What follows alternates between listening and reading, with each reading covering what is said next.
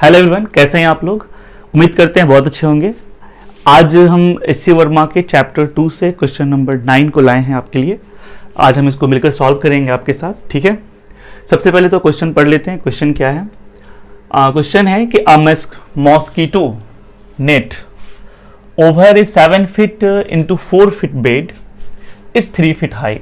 मतलब एक मच्छरदानी आप बोलिए इसको, मॉस्किटो नेट, यानी मॉस्किटो के लिए जो नेट आप यूज़ करते हैं, मच्छरदानी। तो एक मच्छरदानी है जो किसके ऊपर है? तो ओवर ए 7 फीट इंटू 4 फीट बेड, मतलब 7 फीट लंबा 4 फीट चौड़ा एक बेड है, उस पे है और वो 3 फीट हाई है, ठीक है। मतलब वो जो मच्छरदानी नेट मच्छरदानी है ना, मतलब मॉस्किटो नेट की बात हो रही है, वो आपका 3 फीट हाई है। कह रहा है कि the net has a hole at one corner, मतलब नेट के पास एक होल है एक कोने में, है ना, ऑफ द बेड, बेड के एक कोने में, through which a mosquito इंटर्स the net, जिसके जरिए मॉस्किटो जो है वो नेट में इंटर कर जाता है। इट फ्लाइज, ये उड़ता है, and seats at the diagonally opposite upper corner of the net, यानी वो बेड के एक कोने में एंट्री करता है और उड़ते हुए डायगोनली अपोजिट कॉर्नर, मतलब डायगोनल के हिसाब से जो अपोजिट कॉर्नर बनेगा उसका, ठीक है, उस कॉर्नर पे जाके वो बैठ जाता है, ठीक है। फिर कह रहा है कि find the magnitude of the displacement of the mosquito, यानी आपको सबसे पहले करना क्या है कि उस मॉस्किटो का जो भी डिस्प्लेसमेंट हुआ है उसका मैग्नीट्यूड बताना है। और फिर कह रहा है सेकेंड क्वेश्चन, यानी बी में कह रहा है कि taking the hole as the origin, यानी आपको होल को ओरिजिन लेना है।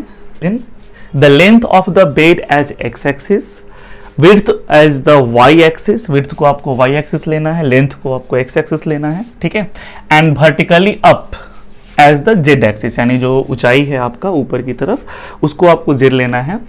एंड फिर कह रहा है कि right the components of the displacement vector, और फिर आपको उस जो डिस्प्लेसमेंट वेक्टर आपका जो है वहां पे उसका कंपोनेंट्स लिखना है, उसके एक्स कंपोनेंट, उसके वाई कंपोनेंट और उसके जेड कंपोनेंट्स को लिखना है। ओके, तो क्वेश्चन हमने पढ़ लिया है एक बार अच्छे से, एक बार फिर से पढ़ लेते हैं। कह रहा है कि मॉस्किटो नेट ओवर ए 7 फीट इंटू 4 फीट बेड, एक मॉस्किटो नेट है जो 7 फीट और 4 फीट बेड के ऊपर है और इस 3 फीट हाई, और उसकी हाइट 3 फीट है। The net has a hole at one corner of the bed, bed के एक कोने में नेट के पास एक होल है, through which a mosquito enter the net, जिसके जरिए मॉस्किटो नेट के अंदर इंटर कर जाता है। इट फ्लाइज, वो उड़ता है, and seats at the diagonally opposite upper corner of the net, और जाके वो मतलब आपका जो नेट होगा वो दिखने में कैसा लगेगा, बिल्कुल क्यूबॉइड की तरह होगा ना, है ना। तो समझ लीजिए कि क्यूबॉइड के एक कोने से वो इंटर करता है और अपोजिट कॉर्नर पे जाके वो सिट कर जाता है, बैठ जाता है। तो हमसे कह रहा है कि find the magnitude of the displacement of the mosquito, आपको उस मॉस्किटो के डिस्प्लेसमेंट का मैग्नीट्यूड फाइंड करना है। एंड फिर बोल रहा है कि taking the hole as the origin, hole को आप ओरिजिन लीजिए। The length of bed as the X axis, bed के लेंथ को एक्स एक्सिस लेना है। Width as the Y axis, width को वाई एक्सिस लेना है। एंड फिर vertically up the Z axis, यानी लेंथ एक्स एक्सिस हो जाएगा, विड्थ आपका वाई एक्सिस हो जाएगा, और जो वर्टिकल हाइट है उसको आपको जेड एक्सिस लेना है। एंड फिर कह रहा है कि right the component of displacement of the vectors, और उस वेक्टर्स डिस्प्लेसमेंट वेक्टर के कंपोनेंट्स को लिखने हैं, ठीक है। तो चलिए इस क्वेश्चन को एक बार अच्छे से सॉल्व करते हैं। अब क्वेश्चन पे सॉल्व करते हैं। क्वेश्चन सॉल्व करने से पहले एक बार हम मॉस्किटो बना लेते हैं, मॉस्किटो नेट, मॉस्किटो नहीं, मॉस्किटो का नेट बना लेते हैं, ठीक है। आई थिंक ये आपका मॉस्किटो बनाने में हेल्प करेगा। ओके, ये रहा आपकी मच्छरदानी जो कि एक बेड के ऊपर है, ठीक है। मैंने यहाँ बेड नहीं बनाया, पर बेड के ऊपर का ये जो मच्छरदानी है मैंने वो बना लिया है, मॉस्किटो नेट बना लिया है। इसमें लेंथ आप देख पा रहे हो, ये लेंथ है आपका, इसको ये दिया हुआ है 7 फीट। उसके बाद कितना था मैं भूल गया, एक बार देख लेता हूँ मैं कि आखिर कितना था वो। यस, आते हैं डायमेंशन, एक बार लिख लेता हूँ। a mosquito net over a 7 feet into 4 feet bed and is 3 feet high। ठीक, वो 7 गुना 4 फीट का है और 3 फीट ऊंचा है। चलिए, तो ये लेंथ हो गया 7 फीट, विड्थ हो गया 4 फीट, और जो हाइट दे रखी है वो आपका दिया हुआ है 3 फीट। ठीक है, और होता क्या है कि एक कॉर्नर से यहां से मान लेते हैं, ठीक है, वो जो आपका मॉस्किटो है वो इंटर करता है। यहाँ पे एक होल है छोटा सा, इस होल के जरिए वो मॉस्किटो इसके अंदर उड़ता है, मतलब इंटर करता है, और फिर वो उड़ते हुए ऐसे कहीं पर उड़ते हुए फाइनली वो अपोजिट, डायगोनली अपोजिट जो कॉर्नर है वहां जाके वो बैठ जाता है। ठीक है, अब ऐसा तो कोई जरूरी नहीं है कि वो सीधा ऐसे चला होगा और यहाँ जाके बैठ गया होगा। ठीक है, वो अपना रैंडमली जैसे तैसे उड़ते हुए यहाँ पहुंच जाता है। ठीक है, और हमसे कहा जा रहा है कि डिस्प्लेसमेंट जो भी हुआ है मॉस्किटो का, ठीक है, उसका मैग्नीट्यूड पता, पहले तो ये पूछा जा रहा है। ठीक है, और फिर बाद में बोल रहे हैं कि वो लेंथ को आप एक्स एक्सिस मान लीजिए। ठीक है, ये जो लेंथ है उसको आप एक्स एक्सिस मान लीजिए। ठीक है, और ये ब्रेथ जो है आपका, इसको आप वाई एक्सिस मान लीजिए। जो हाइट है आपका वर्टिकल जो अप है उसको आप जेड एक्सिस ले लीजिए। ठीक है, और फिर इसको आप ओरिजिन मान लीजिए। ऐसा कीजिए आप, मतलब होल को ओरिजिन ले लेना है आपका। ये जो क्या बोलते हैं, length X axis, breadth Y axis, और जो वर्टिकल अप है उसको आपको जेड एक्सिस लेना है। ठीक है, और ऐसा करते हुए आपका जो भी डिस्प्लेसमेंट वेक्टर बनेगा उसका कंपोनेंट्स लिखना है। ऐसे करके 2 क्वेश्चन है हमारे पास। ठीक है, तो सबसे पहले हम पहले क्वेश्चन का जवाब देते हैं जिसमें हमसे पूछा जा रहा है कि what is the magnitude of the displacement. ठीक है, तो बताइए डिस्प्लेसमेंट जानने के लिए क्या आपको ये जानना जरूरी है कि कैसे कैसे गया? बिल्कुल नहीं, है ना। उसके लिए हमें सिर्फ पता होना चाहिए कि पार्टिकल इनिशियली कहाँ था और फाइनली कहाँ था। राइट, जब भी हमें डिस्प्लेसमेंट निकालना होता है हम बिल्कुल नहीं देखते कि पार्टिकल एक स्थान से दूसरे स्थान पे कैसे गया। हम बस ये देखते हैं कि वो स्टार्टिंग में कहाँ था, लास्ट में कहाँ पहुँचा, और फिर स्टार्टिंग वाले पॉइंट से लास्ट वाले पॉइंट तक एक सीधा वेक्टर ड्रॉ करते हैं, और इस वेक्टर का लेंथ ही डिस्प्लेसमेंट हो जाता है, और जो एरो है वो इसका डायरेक्शन हो जाता है। ठीक है, सो यहाँ पे इनिशियली मॉस्किटो यहाँ इंटर किया था, यहाँ था वो, यहीं से इंटर शुरुआत किया था उसने, और फाइनली ये यहाँ पहुँच गया। तो इसका जो डिस्प्लेसमेंट वेक्टर बनने वाला है, ठीक है, मैं इसके रास्ते को मिटा रहा हूँ, मुझे इसकी ज़रूरत भी नहीं है, है ना। तो मेरा जो डिस्प्लेसमेंट वेक्टर बनने वाला है वो आपका ये रहा। ठीक है, ये रहा मेरा डिस्प्लेसमेंट वेक्टर। ठीक है, इमेजिन कर पा रहे हो, जैसे अगर ये कमरा अगर मैं ले लूँ, ठीक है, ये मॉस्किटो नेट है अगर ये कमरा, तो एक होल से यहाँ वाले कॉर्नर से वो मॉस्किटो एंटर कर रहा है, और डायगोनल अपोजिट ठीक ये वाला कॉर्नर पड़ेगा। ठीक है, तो वहाँ वो पहुँच जा रहा है। बिल्कुल ऐसा ही कुछ दिख रहा होगा आपको फिगर में, है ना। तो ये इसका डिस्प्लेसमेंट है। मैं इसके वर्टेक्स का नाम देता हूँ, इसका ओ दिया है, इसका ए देता हूँ, बी, ये सी, ये डी, ये ई आपका हो गया। ठीक है, ये एफ, और ये आपका सी। ठीक है, तो ऐसे मैंने नाम दिया, मतलब ओ से इंटर किया और सीधे कहाँ पहुंच गया, जी पे पहुंच गया। ये डायगोनल है आपका, इस जो क्यूबॉइड है ना, इसका ये क्या है, डायगोनल है, और इसका लेंथ ही इस डिस्प्लेसमेंट का मैग्नीट्यूड है। ये मेरा डिस्प्लेसमेंट वेक्टर है।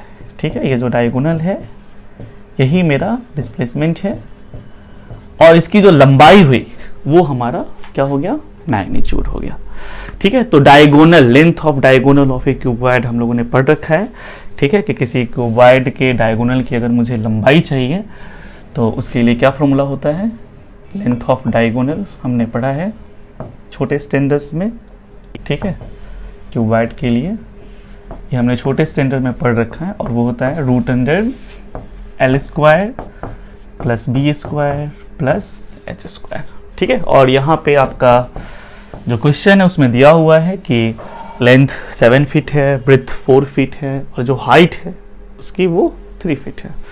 तो मैं यहाँ सारी वैल्यूज को रख देता हूँ, 7 का स्क्वायर प्लस 4 का स्क्वायर प्लस 3 का square, and this gives what, 7 7 जा 49, 4 4 जा 16 एंड 3 3 जा 9। So 16 and 9 together makes 25. 49 and 25 what is 74. Okay, तो रूट अंडर 74 ये मेरा यहाँ पे मैग्नीट्यूड आ रहा है, और ये सब कुछ फिट में है तो ये भी आपका फिट में ही आएगा. सो लेंथ ऑफ डायगोनल ही हमारा यहाँ पे डिस्प्लेसमेंट का मैग्नीट्यूड हो गया. So we have magnitude of the displacement, magnitude of the displacement. जो पहला सवाल हमसे पूछा गया था उसका ये आंसर हो गया कि मैग्नीट्यूड ऑफ द डिस्प्लेसमेंट ये आपका हो गया रूट अंडर 74 फिट. ठीक है, 74.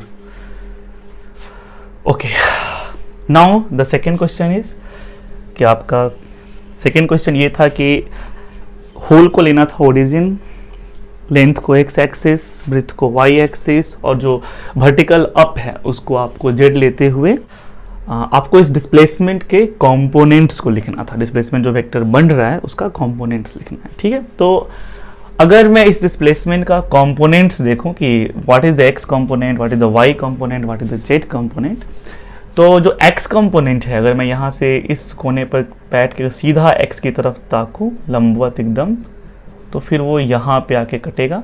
ठीक है, तो ये जो लेंथ है ना, this length gives x component of the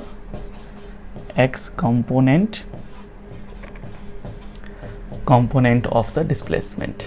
okay, तो जो लेंथ है इसका वो एक्स कंपोनेंट है.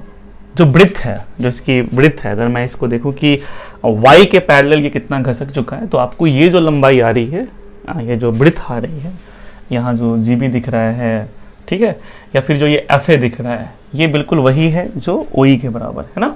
तो ये आपका जो y के पैरेलल इसका जो डिस्प्लेसमेंट का कंपोनेंट है, जिसको आप y कंपोनेंट कह रहे हो, वो ब्रिथ हो जाएगा. ठीक है, तो जो ब्रिथ है आपका यहाँ से यहाँ तक की जो लंबाई है 4 feet, this is our y component. Okay,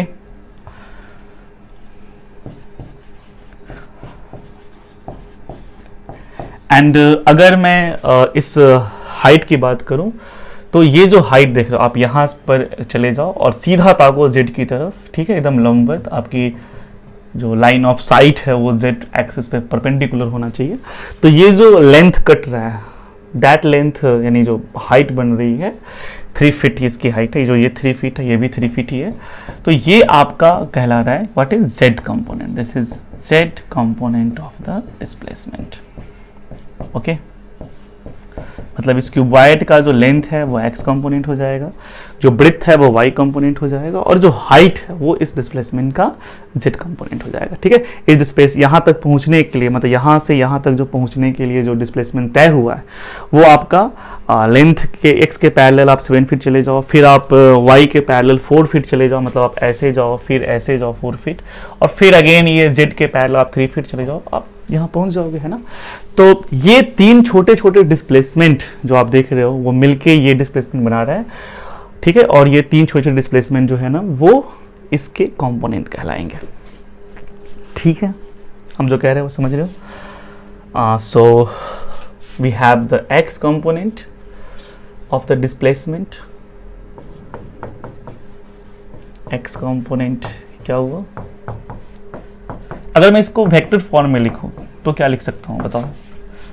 अगर मैं वेक्टर फॉर्म में लिखूं, ये तो मैग्नीट कंपोनेंट्स की वैल्यूज हो गई स्केलर फॉर्म में, 7 feet, 4 feet and what 3 feet, but the component of vectors are also vectors which because it has direction. For example, the x component of the vector has magnitude 7 feet and direction is parallel to x axis. The y component of the vector has magnitude here 4 feet and direction is parallel to y axis, and the z component of this vector, this displacement vector, is magnitude is 3 feet. The magnitude of z component of this displacement vector is 3 feet and direction parallel to z axis. Okay, so the components of vectors are also vectors, है ना. so अगर मैं vector form में अगर लिख रहा हूँ मैं इन कंपोनेंट्स को, ऐसे मैं x कंपोनेंट को लिखूं वेक्टर फॉर्म में, तो क्या लिखाएगा, 7 फीट मैग्नीट्यूड हो गया, डायरेक्शन आपका x के पैरेलल है, सो 7 फीट आई कैप. सिमिलरली अगर मैं y कंपोनेंट की बात करूं, y component of displacement, then this is what, 4 feet j cap, magnitude is 4 feet and parallel to y axis, and z component of this displacement,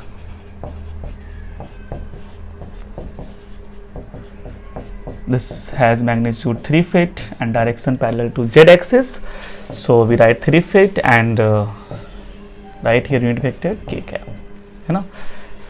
any problem? देखना, vector को लिखने का एक तरीका होता है, पहले मैग्नीट्यूड लिखते हैं और फिर वो जिस दिशा में होता है उस डायरेक्शन का यूनिट वेक्टर उसके साथ लगाते हैं. सो एक्स कंपोनेंट का मैग्नीट्यूड 7 फीट था, डायरेक्शन एक्स के पैरेलल था, एक्स के parallel unit vector I cap होता है. So we introduce here I cap. Y के parallel unit vector J cap होता है, जेड के parallel unit vector K cap होता है. ठीक है. सो बाकी कंपोनेंट्स में भी वैसे ही काम किया गया. वाई में हमने वाई कंपोनेंट में वाई का मैग्नीट्यूड लिखा, वाई कंपोनेंट का मैग्नीट्यूड लिखा और डायरेक्शन के लिए जे कैप लगा दिया. जेड कंपोनेंट में हमने जेड कंपोनेंट का मैग्नीट्यूड लिखा और डायरेक्शन के लिए के कैप लगा दिया. उम्मीद करते हैं आप समझ गए होंगे. नेक्स्ट वीडियो में नेक्स्ट क्वेश्चन के साथ मिलते हैं.